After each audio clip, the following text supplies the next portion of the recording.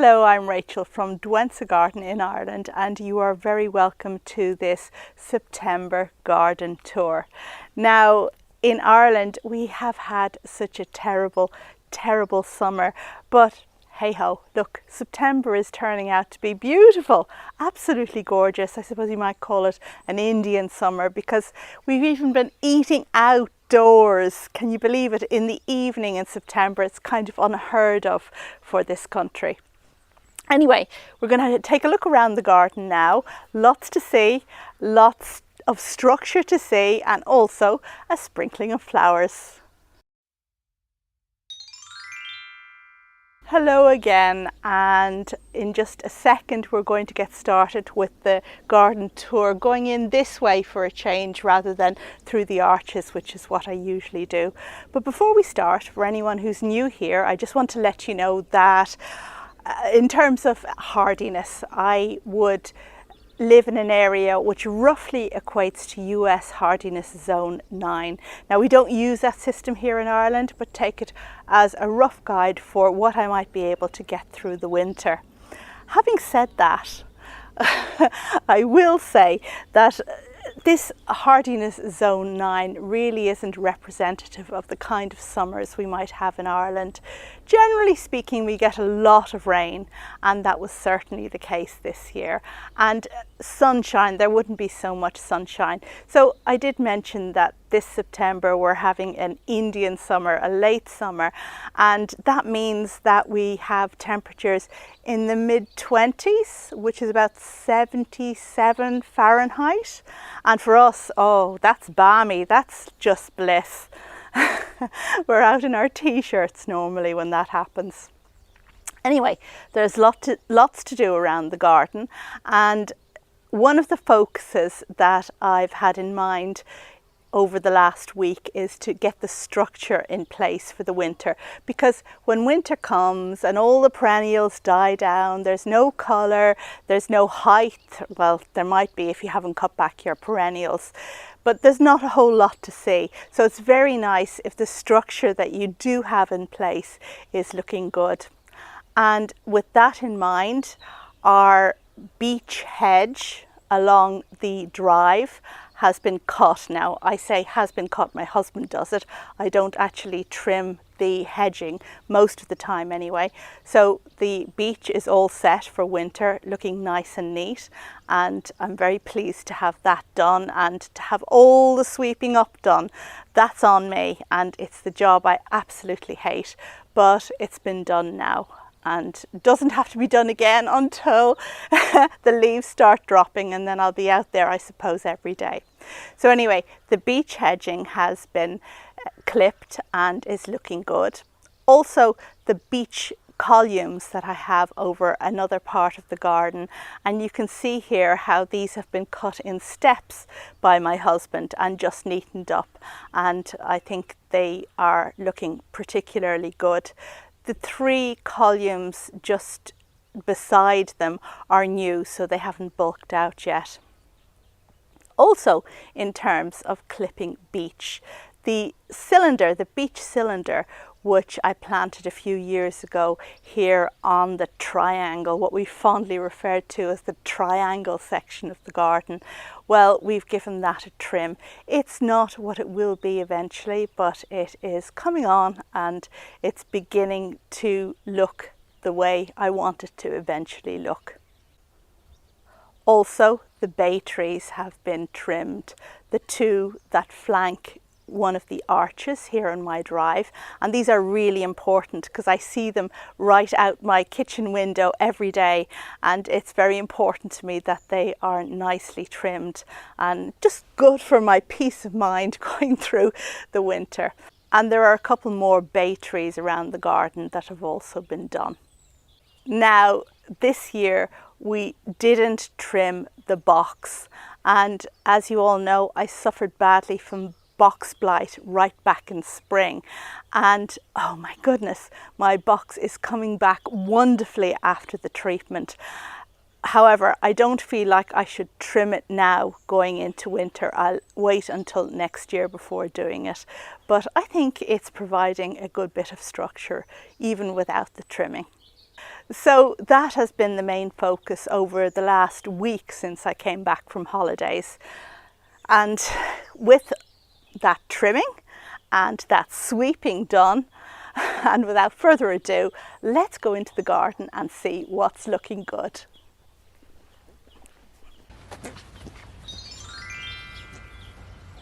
And I suppose the first thing to mention is this border here.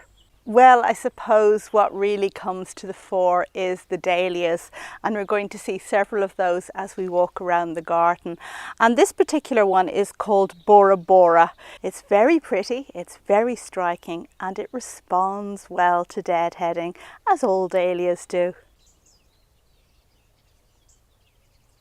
I've been very surprised this year to see certain plants do a second flush of flowers. Now, I did make a video about cutting back just a little while ago, and one of the things I mentioned is how the books say that if you cut back in summer, you may get a second flush of flowers. And I said how that never happened to me. Well, I guess it was down to rain. This year was a particularly wet summer, and lo and behold, I have a second flush of flowers on many of those plants that I mentioned as being good to cut back in summer. Whereas the last few summers we've had here in Ireland have been really, really hot, and that has meant no second flush. A real sign of autumn is the appearance of autumn crocuses, and Colchicum water lily is making its presence known at the moment. One day there's nothing visible, and the next day there they are, those little Colchicum shoots. Just gorgeous. Now let's head on over here where we see the first of my laurel trees that's been recently clipped, and some primroses. And lo and behold, the primroses are giving a second flush of flowers, just the way I described a minute ago.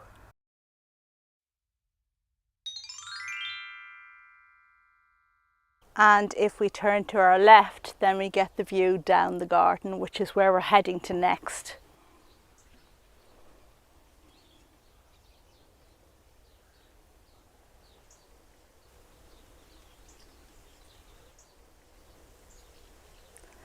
Down here we have a rather subdued colour palette. The hydrangeas at the back were bright blue very short time ago, but now they've kind of, I don't know, they're kind of greeny. But the paniculata hydrangeas, like this gorgeous one called Vanille Fraise, is really strutting its stuff. Actea is in full flower now. And I'm really loving this combination of Persicaria Red Dragon on the right and Anaphyllus on the left, which has silver foliage normally but comes into flower now. And that Red Dragon is coupled with another plant on its other side, which is also silver in colour. But the Valerie Finis Artemisia is past its best now, really, I suppose. And yes, there's a gap in this border here. I lost a tree last winter, a liquid amber, came right down, and the stump is still in there, just at the edge of the Anaphyllus. There is stuff planted, but it will take a little while for it to get going and fill in the gap. And if we move a little over to the left, past the rhododendron, we come across a pruned myrtle tree, or luma, and a dahlia called York and Lancaster. This dahlia is termed as chimeric, which means that the genes are a little bit unstable in it, and each flower will have a different combination of white and red. So some will come up completely white. I don't think I've ever seen a completely red one, but mostly each bloom will be white and red, and it's just a little bit quirky and a little bit interesting. And what I really love besides about this dahlia is that it is hardy in my country, in my part of the country. So that's dahlia, York and Lancaster, and the luma, the myrtle. Now, if we look down here, and you can imagine you're sitting up there at the stone table, and this is the view that you see all the way down here, but there's nothing really to draw the eye. There's a bit of a bed, but it's asymmetrical to the view and it's not very enticing. I need something right there that's going to draw the eye and convince people to explore a bit further. So I'm going to move one of the statues I have in the border here down there and just put it in the point of that border down there where it's visible. And right back here, beside the hydrangea and the dahlia we just looked at, is the statue I want to move. It's kind of lost and it will be much better down there. I just need to find someone to help me lift it down because I'm not doing that on my own. And right down at the end here we have some lilies that have kind of flopped, and you can see that they are very pretty lilies, and I have failed to stake them up. They're very difficult to stake. There's another one in there. This is the Lilium speciosum, which I propagated a little while back when I made that video about propagating lilies in 6 different ways.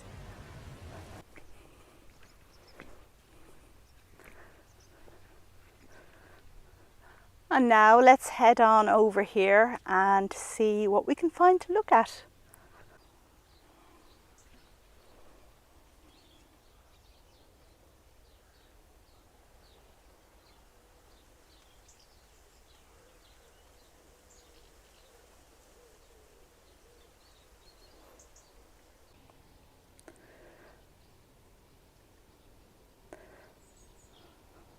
So there's a very calm, serene feeling coming off the garden, and can you see there on the right my bay trees, the 2 bay trees? Well, they are the ones that I see from the kitchen, and they have been nicely trimmed up there recently. Dahlias, of course, on the right. We'll have a look at them in a minute. But one tree I do want to point out is this one over here on the left, and look at its gorgeous autumn colour.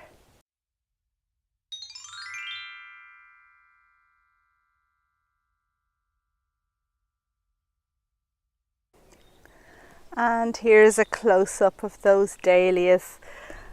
I can't tell you what variety they are because they've been in the ground for such a very, very long time, even before I started to keep my plant names on a spreadsheet. But I can tell you that the single ones were grown from seed, and they've proved very hardy out here in the garden. And just to their right is one of the arches with the 2 clipped laurels that kind of make a framework for the garden. Here you can see how they flank both sides of the arch, and we talked a little while before about having a focal point, something that's going to draw you to explore further. And the idea here with the arch and with the laurels and then the straight path is that the wheel, the wooden wheel down at the very, very end, is the thing that's going to make you want to go down there and see what it's all about, and maybe have a look at those gorgeous little dahlia poos as well while you're down there. And there's still quite a bit of colour left in the monarda, surprisingly. I guess it's because of the wet summer. And the annuals, the tagetes, the marigolds, are looking great, of course. Annuals are just super. If you just keep deadheading, they're going to keep on coming. When this section of the border got revamped in spring and I took out the salvia, I replanted the monarda and also put in some annuals, but I put in also a little geranium, which is just coming into flower now. Okay, it's its first year. We expect things to be a bit slow, but it's great to have the flowers now. And just over the top of the dahlias, you can see my box hedging, which I mentioned briefly, but let's go and have a better look at it. Now, do you remember way back in spring, at the beginning of spring, how this box hedging looked? It was terrible, and the truth is I had box blight, the terrible, dreaded box blight. Well, I treated it as soon as I could, and there's a video I made about that which I'll link to at the end of this one. And lo and behold, look how well it's doing. I really hacked this hedging back, and well, it's regrown and it seems to be recovering. Now inside of this circle is Crocosmia lucifer, which I've cut completely back, and that's just a precaution against it flopping over the hedging, because there's nothing that box blight loves more than damp enclosed conditions where the air doesn't circulate, and I don't want the Crocosmia providing that. Besides, these are sturdy plants and I've cut them back after flowering many times before, and despite being a bulb, they do come back. I'm now going to head over here to where my long border is situated.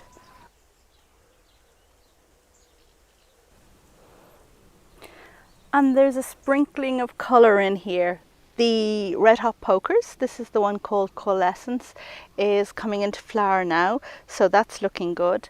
Some of the alstroemeria are reflowering after their initial deadheading, and we even have a single dahlia right over here. Now there was a bit of a fiasco with my dahlias last autumn. Last autumn we had the October was the wettest one in recorded history here in Ireland, and between the jigs and the reels I didn't get out in time to lift these dahlias, and most of them have perished except for this brave strong one, which I am delighted to see come back. Over here to the right we have several blues. We have the very tall late flowering blue monkshood, looking very, very tall. I didn't realize it was going to be that tall. It's been staked. And we also have a blue agapanthus, and they seem to be exactly the same shade of blue. And way back here we have the rudbeckia called herbstone, famed for its late flowering and its extreme tallness. Well, just look at this tallness. It's gone up there and it's just hiding out in the euphorbia. I can't even see the flowers. Usually my problem with really tall things like the rudbeckia is to keep them upright, but I've managed to stake it successfully, and I suppose the euphorbia tree behind it is doing a job in helping to keep it up. But anyway, in this case we can't see the flowers, so I'm going to have to think about what to do with that. And I guess that brings me to the end of this garden tour video. I decided to keep it short because don't want to bore you, don't want to lose your attention. There were other things that I didn't get around to showing you in the garden, and I'm just putting a few flashes of those up here. And it just remains for me to say, look out for other garden related videos from me, because I have a fair bit of work to do in the garden this autumn. There are at least 3 borders that need revamping and some exciting plans about how I'm going to rearrange things. So I'll be making a couple of videos about that, and if the weather stays beautiful like this, there'll be no excuse just not to get everything done. Thank you as always for watching, and I will see you on the next video. Bye!